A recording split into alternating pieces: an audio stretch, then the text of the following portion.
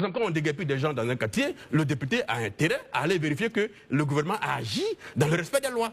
Bonjour mesdames et messieurs et bienvenue sur Voix Libre Média 1, la chaîne où la vérité prend la parole. Ici, on parle de tout. Politique, culture, musique, actualité et débat sans filtre. Notre mission, donner une voix libre à chaque sujet, sans peur, sans barrière. Alors abonnez-vous maintenant et restez connectés. Parce qu'ici, la parole appartient au peuple. Ok. Monsieur le député, moi j'ai une question assez simple. Et elle est d'actualité. Je serais un peu gêné de ne pas la poser. Actuellement, sur les réseaux sociaux, il y a un vrai débat qui s'élève, notamment sur TikTok où souvent vous y êtes, sur la question de nos compatriotes d'origine libanaise qui souhaiteraient être candidats à la députation. Il y a un vrai débat qui s'est élevé sur cette question. D'origine libanaise, mais naturalisée. Naturalisée ivoirienne. Voilà. J'aimerais savoir quel est vous, personnellement, votre avis, parce que généralement, vous donnez votre avis, mais pour cette fois, vous n'avez pas donné votre avis. Oui, parce que je pense que l'environnement est assez empoisonné par des débats qui sont menés par des personnes qui n'ont pas forcément les outils intellectuels pour agir là-dessus. Sur la question, je pense que c'est un faux débat. On est ivoirien soit de naissance, soit on est naturalisé. Quand on est naturalisé, la loi est très claire. Pour être candidat, il faut attendre 10 ans. Pour être électeur, il faut attendre 5 ans. Mais à partir du moment où on est naturalisé, on a les mêmes droits que tous les autres Ivoiriens. Qu'on soit de peau noire ou de peau blanche, dès l'instant où on est Ivoirien, qu'on détient une carte d'électeur, une carte d'identité ivoirienne, qu'on remplit les conditions fixées par la loi, on peut se présenter à n'importe quelle élection. Peut-être pas la présidentielle, où les conditions sont plus rigides par rapport à la nationalité, mais pour les autres élections locales, quand on remplit les conditions de délai de 5 ou 10 ans, on peut être candidat à tous les niveaux. Qu'on soit libanais ou qu'on soit burkinabé, qu'on soit malien ou pas, l'essentiel est qu'on remplisse les conditions fixées par la loi. Mais quelque part, M. Assalet Temogo, est-ce que vous ne pensez pas que c'est vous-même, les hommes politiques, tout parti politique indépendant confondu, qui avez pollué ce débat-là? Parce que souvent de fois, lors des joutes électorales, certains ont tendance à venir sur l'ethnie, comment on appelle ça, l'origine des uns et des autres. C'est pas de son village, ici, il n'est pas né ici, il n'est pas de là. Est-ce que quelque part, vous n'avez pas contribué à polluer ce débat-là qui, aujourd'hui, s'est déversé sur d'autres personnes? Monsieur Daouda, je ne me sens aucune responsabilité dans l'empoisonnement du débat ethnique en Côte d'Ivoire. Je ne me sens aucune responsabilité là-dessus. J'ai même vu que, il y a quelques jours de cela, un proverbe à Caen que j'avais utilisé dans un village a suscité tellement d'interprétations. J'ai vu une agitation de personnes qui sont foncièrement tribalistes et qui recherchent dans les mots des autres les moyens d'alimenter leur communautarisme. Le proverbe disait, je le cite, on ne confie pas le trésor d'un village à une pèdrisse, c'est cela? Mais justement, elle l'emportera dans la forêt. Je vais dire, c'est un problème que j'ai utilisé à Sirasso récemment dans un meeting, que j'ai utilisé à Ferke, lorsque je suis allé faire un meeting pour soutenir mon ami et frère Kawoli. Je l'utilise pour les élus qui, une fois élus, disparaissent et réapparaissent 5 ans plus tard à la veille des élections. C'est de cela qu'on parle. Les élus qui viennent rendre compte, notamment les députés qui sont élus, et doivent rendre compte de la population chaque trimestre, chaque semestre, et ils doivent être dans leur localité pour rendre compte. C'est cela que j'appelle les coqs, parce qu'ils sont là, ils vivent avec les populations, ils connaissent leur réalité. Mais les perdris, une fois élus, disparaissent pendant 5 ans et réapparaissent 5 ans plus tard. C'est de cela qu'on parle. Ça n'a rien à voir avec une ethnie ou une région. C'est une interprétation vraiment qui est totalement stupide que je n'ai pas voulu commenter. D'accord. Dernière question, parce que justement, parlant aujourd'hui d'ethnie d'origine, je sais que chez vous, à Tchassadé, M. Assalet Temogo, vous avez intenté un procès contre des gens de chez vous, les accusant d'avoir fraudé ou n'étant pas ivoirienne, mais vous avez perdu ce procès. Est-ce qu'on ne pourrait pas dire que vous avez aussi contribué à instrumentaliser un peu l'origine des uns et des autres chez vous? Est-ce que vous savez que le tribunal d'Abidjan, Plateau, condamne chaque mois des personnes qui ont fraudé dans la santé ivoirienne? Est-ce que vous savez ça? Oui, mais je parle de vous, votre procès. Ah non, je vais vous dire un truc. Moi, je suis officier de police judiciaire. L'article 31 du Code de procédure pénale dit que l'officier de police judiciaire doit saisir sans délai le procureur de toute infraction dont il aurait connaissance en réunissant les éléments pour remettre au procureur. Quand un maire a des informations de ce que des gens frauderaient sur la nationalité ivoirienne, l'officier que je suis fait son travail en saisissant le procureur. Ce n'est pas une incitation à la haine, c'est pas...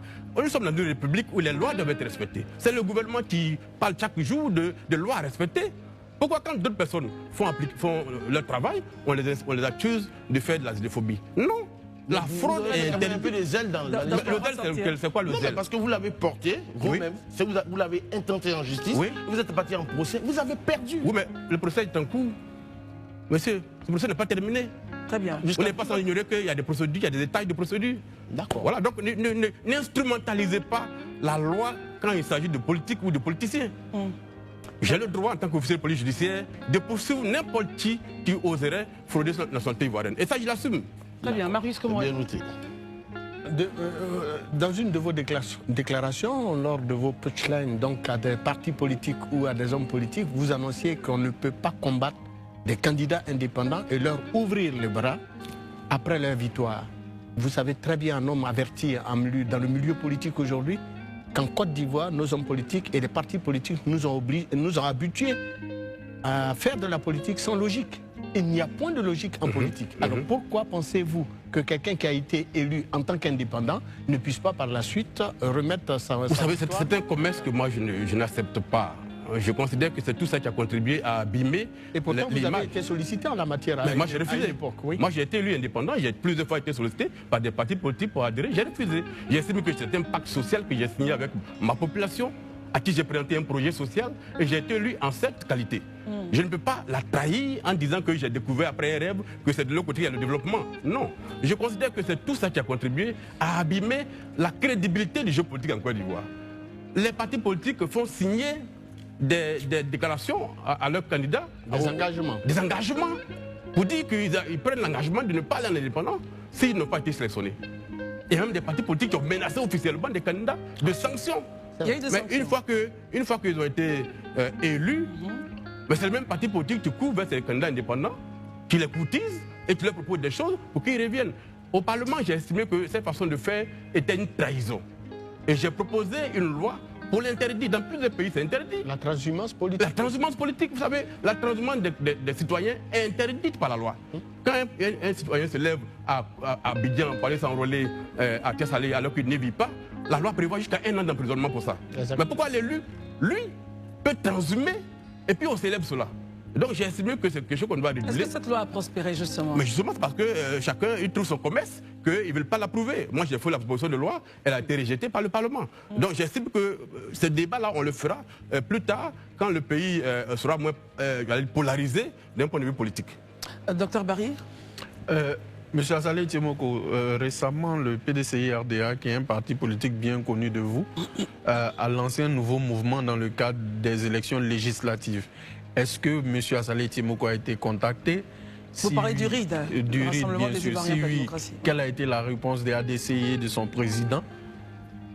ADCI a été effectivement contacté par nos frères du PDCI dans le cadre de ce projet-là, mais ADCI n'y rentre pas. Pourquoi? Nous pensons qu'il y en a trop. Il y a trop de structures qu'on crée en Côte d'Ivoire. Nous avons créé un mouvement, nous avons un projet social, nous avons une idéologie qui est la nôtre.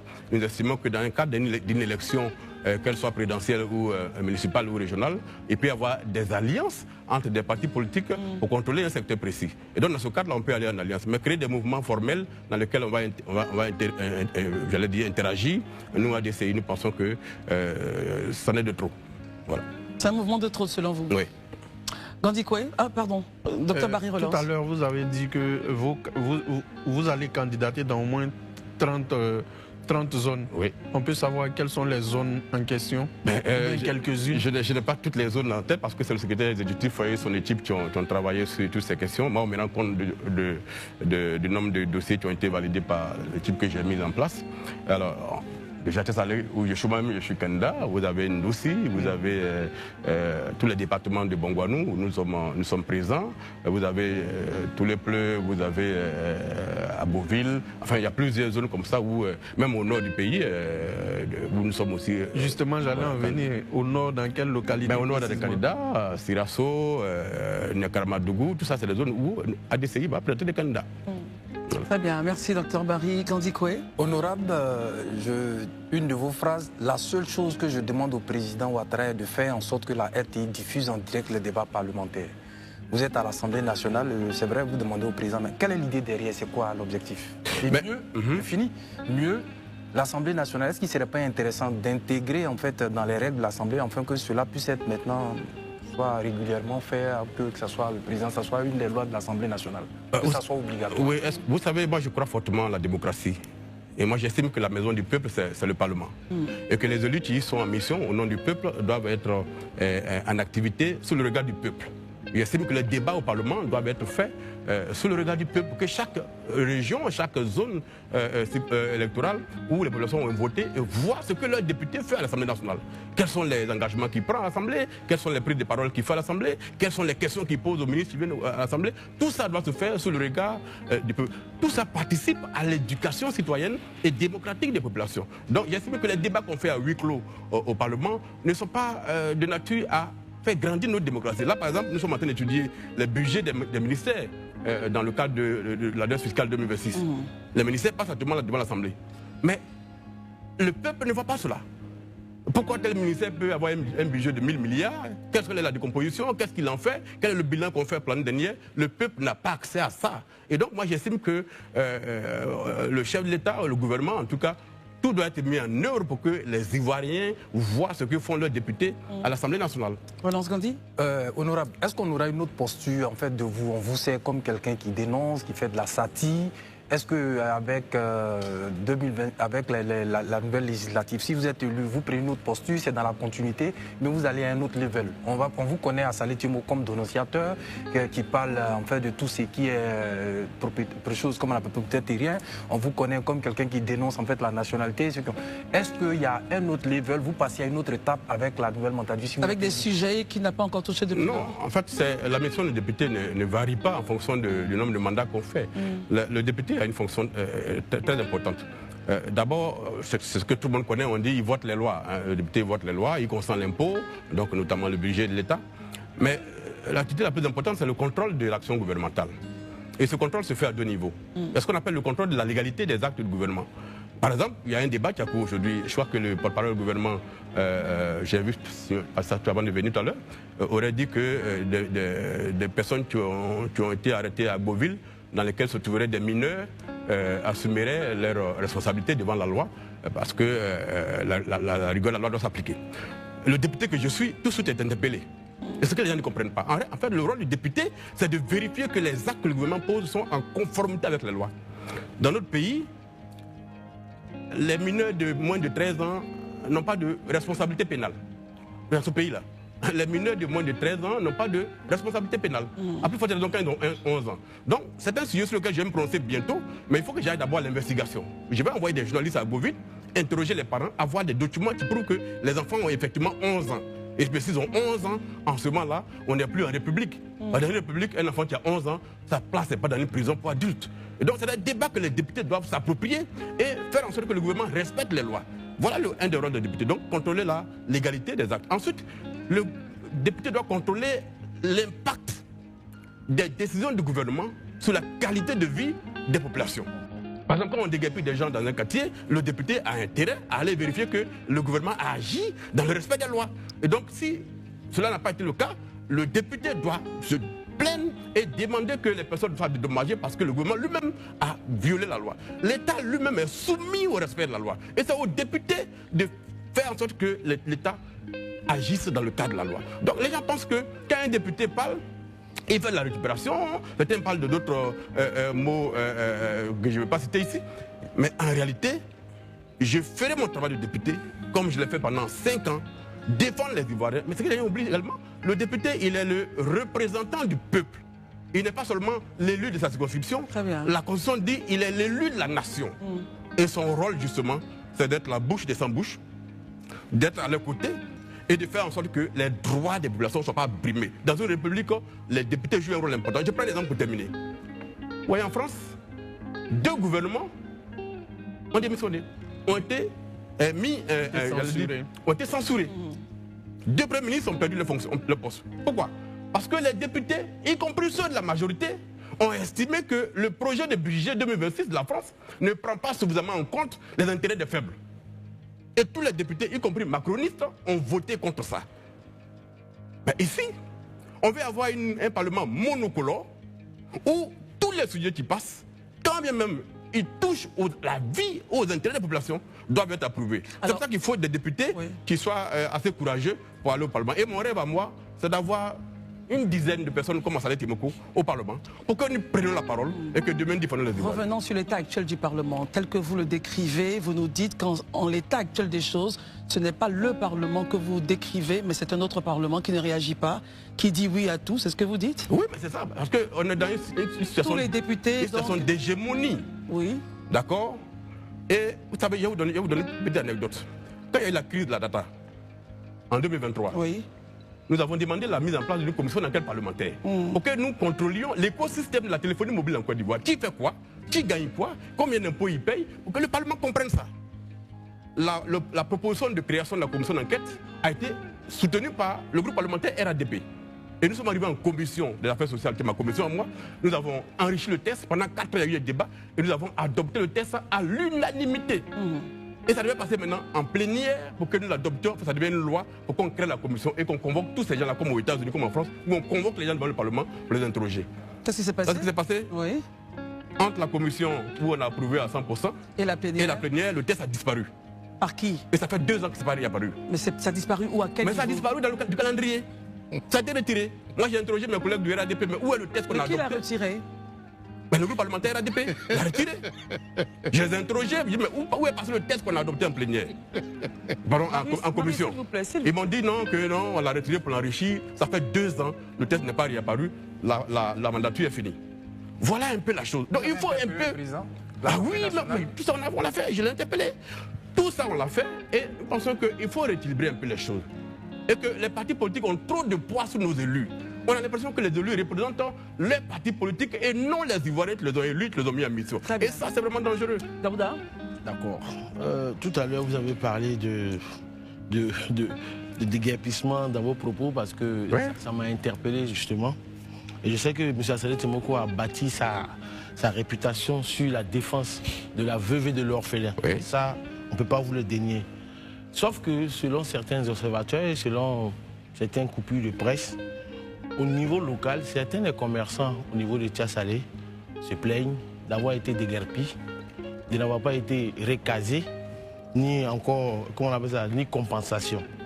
Donc, quand je regarde ces coupures de presse et quand qu'on appelle ça, je regarde certains de nos confrères qui y vont et qui reviennent, quand on lit, et j'entends M. Saleh Timoko me parler ici de défendre la veuve et l'orphelin, j'ai comme l'impression qu'il y a une dichotomie entre les discours sociaux et les discours sociaux que vous tenez sur les réseaux sociaux et autres ça et là, et les décisions que vous prenez en tant que premier magistrat dans cette ville. Il va réagir. Je vais vous répondre très clairement. Monsieur Daouda, je suis l'élu de ce pays-là, l'un des élus qui rend compte aux populations. Chaque 6 mois, à Tiasalé, il y a ce qu'on appelle les journées de redevabilité, où le maire est assis devant la population pendant 4 heures. Où la population, de façon libre, sans intermédiaire, a droit à la parole. Pour dire tout ce que la mairie a fait dans la commune, ce qui est légal, ce qui n'est pas légal, se plaignent. Et même, j'éduque ma population à saisir le juge si elle estime que le maire a posé un acte qui est contraire à ses intérêts. Et je mets cela comme une enveloppe que vous comprenez. Voilà, vous parlez de journalistes qui vont à Tiasalé, bon, ça c'est dans le cadre de la guerre contre Saleh Timoko qui pose un problème. Je ne me permettrai pas de... Moi je me le permets. Ce sont des mercenaires de la plume officiellement connus en Côte d'Ivoire. Je vais vous dire ça. Le sujet dont il s'agit, l'espace en face du commissariat de Tiasalé, c'est un terrain qui appartient à la mairie. C'est le domaine public, sur lequel la mairie elle-même a construit ses magasins depuis les années 80-85. Des vieux magasins que la mairie loue à des personnes qui sont là à raison de 5 000 francs par mois. Les 12 magasins font 60 000 francs par mois. Dans le cadre de l'aménagement du centre-ville de Tiasalé, on a décidé de bâtir là un centre commercial. Monsieur Daouda, quand vous demandez à votre locataire de quitter votre maison, vous le dédommagez, vous laissez le temps de partir de votre maison, c'est tout. La mairie a mis 2 ans de mise en demeure avant de demander aux gens de partir. 2 ans. Le préfet peut témoigner. Il y a eu plusieurs réunions. 2 ans. Chaque rentrée scolaire, on me dit la rentrée scolaire arrive, monsieur le maire, on a mis 2 ans avant de déguerpir les gens. Et on les a déguerpis. Aucune loi n'a été violée, aucun intérêt n'a été violé. D'abord, quand on déguerpissait les personnes, il n'y avait personne dans ce magasin-là. Tout le monde était parti. Donc ceux qui sont venus l'exploiter après de façon politicienne, ils perdent leur temps, ça ne produit aucun effet à Tia Salé contre le maire. Voilà ce que je voulais vous dire. D'accord. Donc on a respecté la loi, on a respecté toutes les procédures avant de faire l'opération. Parce que comment je vous regarde, vous revendiquez le fait de défendre la pauvre et l'orphelin. Et je suis sur le point de ça. Je pars du principe alors que, est-ce que, humainement, à Tia Salé, il n'y a pas des gens qui, dans ces conditions-là, que vous pourriez aider en tant que maire? Monsieur Daouda, la mairie met plus d'1 million pour aider les pauvres à Tia Salé. D'accord. D'accord. La mairie scolarise 482 enfants pauvres à Tia Salé. C'est de ça qu'il s'agit. Ce n'est pas une personne qui est dans une maison qu'elle loue, qu'on a mis dehors, qu'on doit les dédommager. Est-ce que vous savez que la mairie ne peut faire aucune dépense sans l'accord du gouvernement, à travers la tutelle du ministère? Donc, pour aller dédommager des gens qui n'ont pas de droits sur le terrain de la mairie, la tutelle ne va jamais approuver cela. Est-ce que vous savez cela? Comment vous voulez dédommager quelqu'un qui est en violation de la loi? Qui va l'autoriser? Très bien. Donc, parce que vous ne comprenez pas les choses que parfois, vous dites des choses que vous ne maîtrisez pas. Non, mais justement, c'est pour ça que vous êtes là. Mais voilà, donc je vous explique. Non, parce que quand vous lancez cette boutade comme ça, laquelle boutade? Laquelle boutade? Parce que moi, je vous pose la question parce que je ne sais pas. Laquelle boutade? Non, quand on ne sait pas les choses. Oui, c'est parce que je ne sais pas. Ah oui, mais justement. Non, c'est parce que je ne sais pas, humblement, que je vous pose la question. Que vous vous expliquez. Avancez, s'il vous plaît. Mais il me s'est expliqué. Voilà, si vous êtes expliqué, ne tuez pas le messager. Tenez-vous en compte au message. La dernière question, c'était ça. La dernière question, M. Daouda. Au nord, je vois que vous avez des cas. Vous avez dit tout à l'heure que vous avez quelques candidats au nord. Vous avez quelques candidats au nord. Et moi, ça m'interroge beaucoup parce que je sais que il y a certains partis de l'opposition en Côte d'Ivoire qui estiment qu'ils ne peuvent pas aller au nord, le nord est fermé, ils n'arrivent pas à avoir des candidats là-bas et autres. Vous, à Salé Temoko, vous savez tout. Comment est-ce que vous avez fait? Donnez-leur de bonnes pratiques pour qu'on comprenne pourquoi eux, ils ne peuvent pas avoir accès au nord, mais à Salé Temoko a accès au nord. Monsieur Daouda, il y a une nouvelle Côte d'Ivoire qui arrive, où on va faire la politique pour les Ivoiriens. Moi, je travaille pour la création d'une nation. Les acteurs politiques de tout bord en Côte d'Ivoire. Il n'y a pas un qui est blanc, il n'y a pas un qui est noir. Il n'y a pas d'un côté les méchants et de l'autre côté les bons. Il n'y en a pas. Tous ont contribué à abîmer ce qu'on appelle le sentiment d'appartenance à une cause commune qui est la nation. Aujourd'hui, les Ivoiriens se reconnaissent non pas dans leur pays, mais en des individus, en des partis politiques. Quand vous voyez les réseaux sociaux, leurs couleurs, vous comprenez tout cela. ADCI est un mouvement que nous avons créé pour mettre de côté les ethnies, pour ouvrir les frontières étanches qui ont été créées entre les Ivoiriens et faire en sorte que tous les Ivoiriens soient rassurés à faire la politique. Le Nord n'est pas un no man's land. Le Nord est une partie de la Côte d'Ivoire. Moi, j'ai été au Nord, j'ai été à Sirasso, j'ai été à Ferkesedougou, j'ai été à Korogo. J'ai rencontré les populations. ADCI s'implante au nord du pays. Et nous avons 5 ans pour aller au nord et dans toutes les zones avoir des représentants. Parce que dans 5 ans, ce pays qu'on va bâtir, c'est un pays qui va commencer du nord, tu vas terminer au sud, tu vas à l'est, tu vas à l'ouest. C'est un pays pour tous les Ivoiriens. En vérité, ce que je veux savoir, pardon, en fait, il a expliqué juste ce que je veux savoir concrètement. Vous êtes parti au nord. Est-ce que ce que vous avez entendu au nord et ce que les acteurs politiques disent, est-ce qu'il y a une conformité? Parce que moi je veux savoir. Oui, mais parce que chez moi au Géné, on me dit que X ou Y ne peut pas. Je ne me ferai pas l'avocat des autres partis politiques. Moi je parle à la DCI. Moi je considère que, vous savez, ma grand-mère dit très souvent, père son âme, que vous avez le mille-pattes là, pour traverser les barrages des Magnans, il utilise son intelligence et sa parole. Je n'en dirai pas plus. Marius Komori. Vous êtes député à l'Assemblée nationale.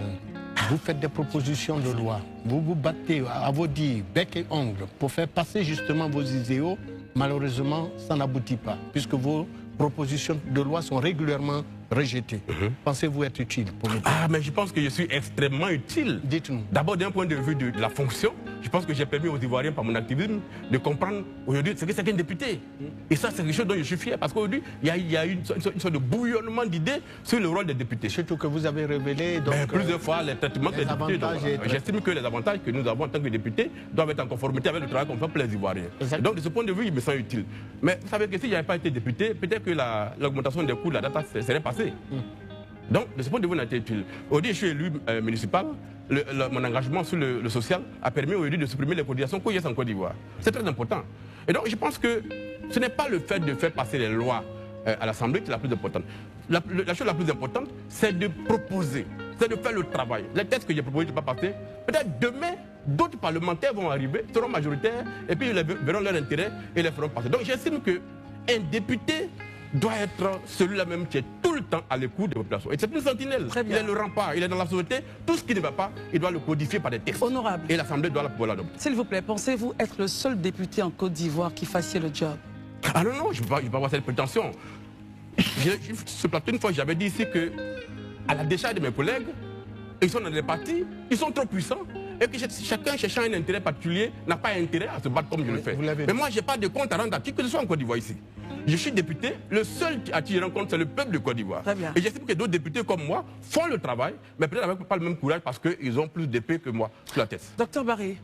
L'épée de Damoclès, voilà. vous dire. Marius Komoué. Monsieur Tiemoko, je vous ai suivi lorsque vous avez lutté par rapport aux data, mais il y a un autre paramètre d'abonnement qui m'intéresse, qui me tient à cœur. Je sais que ça tient à cœur à beaucoup d'Ivoiriens, c'est l'abonnement. Je ne sais pas si je dois citer la chaîne. Non, je comprends. Une chaîne Mais cryptée, vous voyez on de va quoi dire. je parle. Je comprends. Voilà, quand on voit le niveau de vie des Ivoiriens, le SMIC qui est à 75 000 francs pour avoir accès à ce groupe-là, c'est quand même beaucoup d'argent. Est-ce que dans les perspectives, M. Tiemoko envisage porter ce combat-là? Mais est-ce que vous savez que le mastodonte en question, il y a 2 ans de cela, je me suis battu contre elle, cette structure. Parce que j'estimais qu'il n'était pas normal que dans notre pays, cette structure-là, qui est un média hégémonique, fasse de la publicité et rafle tout le marché de la publicité, contrairement aux sociétés privées de téléphone. Au détriment des entreprises ivoiriennes. J'ai combattu cela. Il y a à peine 1 an, la ACA a fait pratiquement ce que j'avais dit, a demandé que cette structure ne fasse plus de publicité en Côte d'Ivoire sur nos chaînes.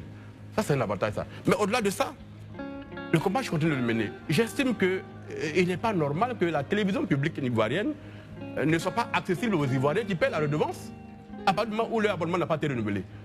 À côté de nous, ici, dans les pays voisins, quand l'abonnement est fini, la télé publique demeure. Chez nous ici, on ne connaît pas le contenu du contrat qui permet qu'on nous prive de nos télévisions. Même quand le chef d'État doit parler, on ne peut pas le voir parce que la télévision n'est pas disponible. Donc je comprends bien. Ce que vous dites là, c'est un combat qu'on va mener l'année prochaine. J'espère que je vais être reconduit par le peuple de Tessalé parce que c'est des combats importants pour les Ivoiriens. Il faut que les Ivoiriens sentent que leur gouvernement les protège, que leurs députés font le job pour que leurs droits soient respectés. Et cette structure-là, on l'attend un peu au tournant. Vous avez une relance? Oui, mais sans donner son nom. Non, c'est pas grave. Allez-y, docteur Barry. Non, s'il vous plaît, monsieur, s'il vous plaît. Docteur Barry, vous avez la parole. Parce que c'est un combat qui me tient à cœur. Voilà. Et je vais maintenant vous poser une question sur la formation que vous avez initiée au niveau de l'ADCI pour vos candidats. Où est-ce qu'on en est? Est-ce qu'il y a un bilan provisoire à faire? Alors, ce n'est pas une formation qui est destinée uniquement aux candidats ADCI, c'est une formation qui est destinée à tous les candidats, quel que soit leur bord politique. D'accord. En fait, c'est un partage d'expérience. Beaucoup de personnes sont pour la première fois candidates à cette élection-là. Ils ne connaissent pas l'environnement électoral, ils ne connaissent pas l'état d'esprit des autres candidats. Ça veut dire que les gens peuvent être de bonne foi pour faire une élection crédible.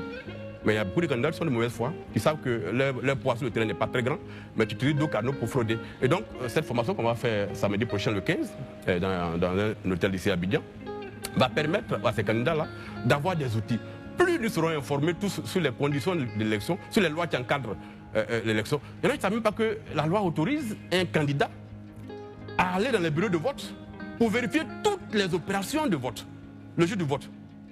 Il peut passer 10 fois, 20 fois, 30 fois, il a accès à cela. Mais vous avez des candidats qui pensent que c'est interdit, ils sont assis à la maison pendant que l'opération se passe, et c'est le soir, j'attends les retours alors que derrière eux. Il y en a qui ne savent même pas que les urnes ne peuvent pas quitter le bureau de vote tant que le résultat du bureau de vote n'a pas été officiellement et publiquement proclamé. Y compris même affiché devant le bureau de vote. Beaucoup ne savent même pas ça. Donc on laisse les urnes partir, on n'a même pas les PV, et puis après on pense que les gens ont fraudé. Mais vous n'avez pas joué votre rôle. C'est tout ça que le samedi, on va étudier avec les autres et donner les outils pour contrôler l'élection le 20. Gandhi Koué, vous avez la parole. Honorable, on sait le rôle et les avantages du député eu égard à la loi. Est-ce que vous pensez qu'aujourd'hui, dans notre droit positif, il faut encore donner plus de pouvoir aux députés avec ce qu'on a déjà et eu égard aux avantages que les députés ont avec les indemnités, les avantages au niveau de la santé, avec tout ce qu'ils peuvent faire par rapport à des véhicules au niveau importation? Est-ce que vous pensez qu'il faut réduire, il faut encore corser? En fait, quelle est votre position là-dessus? Non, en fait, le problème, ce n'est pas le niveau des avantages. Vous savez, le salaire est la contrepartie d'un travail effectué. là où il y a le problème, c'est le travail que font les élus. Est-ce que, comparé aux avantages qu'ils reçoivent, est-ce que le travail qu'ils rendent pour les Ivoiriens est à la hauteur? C'est à ce niveau que la question doit se poser. Un autre acteur, justement, qui souhaite rentrer, qui est donc à la porte de l'hémicycle, estime, par exemple, qu'il faudrait réduire le salaire des députés, partager justement... Je lui souhaite beaucoup de courage, parce que c'est une loi. D'accord, mais dans le fond... C'est une loi qui a établi cela. Et il va falloir qu'une autre loi... Dans le fond, par exemple, dans le fond, sur la question, est-ce qu'il faut réduire pour remettre la différence, par exemple, à des personnes, à des œuvres sociales, à des personnes qui n'ont pas de moyens. Enfin, je pense que c'était un peu ça l'idée. Non, les traitements des députés, en réalité, ce n'est pas le niveau qui pose problème. Parce qu'ici, on est dans un domaine où les élus, très souvent, sont des assistants sociaux. Des populations? Oui, des populations. Est-ce que vous savez que tous les députés, tous les maires, tous les présidents de conseils régionaux, chaque vendredi, ils dépensent en moyenne 300 à 500 000 francs. En faisant quoi? Les funérailles. Pour assister les populations. Dans toute la circonscription, tous les décès, on vous envoie un courrier. C'est la réalité. Voilà. Et donc, aucun donc député... vous réagissez avec... Il réagit, il y a la scolarité des populations. Est-ce que vous savez que jusqu'à ce jour, à cette heure-là, il y a des enfants qui ont été orientés en 6e, qui sont encore dans les villages. Et qu'il faut les accompagner pour qu'ils aillent à l'école. C'est les élus qui font ça. Donc tout ça participe à aider les populations. Le problème que moi je pose, c'est que les députés doivent jouer leur rôle. Sur le bulletin de paie des députés, il y a une prime qu'on appelle la prime de restitution. C'est un bulletin de paie chaque mois. Qui est de combien? Qui est de 500 000 francs. Qui dit clairement que le député doit aller restituer à la population tout le travail qu'il a abattu pendant un mois et pour lequel on donne une prime spéciale pour ça. Et c'est mensuel? C'est mensuel. Et donc ce travail doit être fait. Et c'est pour ça que je dis que le peuple doit contrôler ses élus. Pour que les élus jouent leur rôle et qu'ils fassent en sorte que, quand même on nous dit qu'on touche trop, que là, on dit effectivement qu'il faut un travail qui correspond au niveau de rémunération. Donc si on revient à votre cas, cette prime de restitution, vous l'utilisez pour faire ce que vous appelez... Ah oui, mais je peux vous dire, vous pouvez aller vérifier. Et c'est combien de fois par mois que vous le faites, la restitution des populations avec les 500 000? Non, il y a un problème de matérialité. Okay. Quand vous avez une circonscription qui fait, dans certaines zones, sont à 70 km de département, vous pouvez parler chaque mois. On les fait par trimestre. Donc vous programmez. La prime et est vous mensuelle. Faites, la prime est mensuelle. Mais vous les mettez ensemble pour faire par trimestre. Ça fait 1,5 million. Voilà, ça fait 1,5 million. Vous le faites par trimestre. Et donc on le fait ainsi. Mais au-delà de ça, cette prime peut servir à faire autre chose. Vous savez qu'aujourd'hui, chanter de construire une école, ça coûte 30 millions une école. Parce que les enfants marchent 7 km par jour pour aller à l'école. Donc 14 en aller-retour. Et donc j'ai décidé de construire une école en Saint-Cro. D'ailleurs, peut-être que je vais inviter... En tant que député, parce que la mairie n'arrive pas là-bas. La mairie, c'est 12 km. Le village dont je parle est à 75 km. C'est pas votre rôle. Comment? De base, c'est pas votre rôle. C'est pas le rôle du député. Mais vous ne pouvez pas être élu par une population et voir les enfants marcher pendant 14 km, chaque jour 14 km, et ne pas être ému par ça. Donc vous pouvez intervenir pour faire en sorte que cette souffrance cesse. Et donc on est en train de le faire. D'ailleurs, je voulais inviter une collègue que je ne nommerai pas ici à aller mettre les tôles sur cette école sur des consuls. Je vous l'ai dit tout à l'heure, concernant le rôle, est-ce que vous pensez qu'on doit encore corser le rôle qu'on donne aux députés? C'est-à-dire que est-ce que ça suffit avec déjà ce que vous avez comme rôle? Il faut Non, la loi a tout prévu. Okay. On n'a pas à identifier encore les fonctions. La loi a tout prévu. Et donc, la fonction doit être exercée effectivement par les partis politiques. Donc il faut équilibrer un peu. La plupart du temps, vous n'êtes pas contrôlé. C'est le peuple qui contrôle son député. Mais il n'y a que seulement les élections. Mais justement, les élections se font pour sanctionner, les députés ne travaillent pas. Mais vous ne voyez pas qu'en la matière, la loi devait pouvoir faire obligation pour que vous puissiez être contrôlé? Mais la loi fait obligation aux députés de faire cela. Mais à partir du moment où ils sont dans des partis politiques qui contrôlent la machine, vous ne pouvez pas faire autrement que de regarder faire. Très bien. Pas autre chose. Alors, merci d'avoir été avec nous sur Voix Libre, Média 1, votre source d'information sans détour. Restez connectés et à très bientôt pour un nouveau numéro plein de vérité et d'énergie.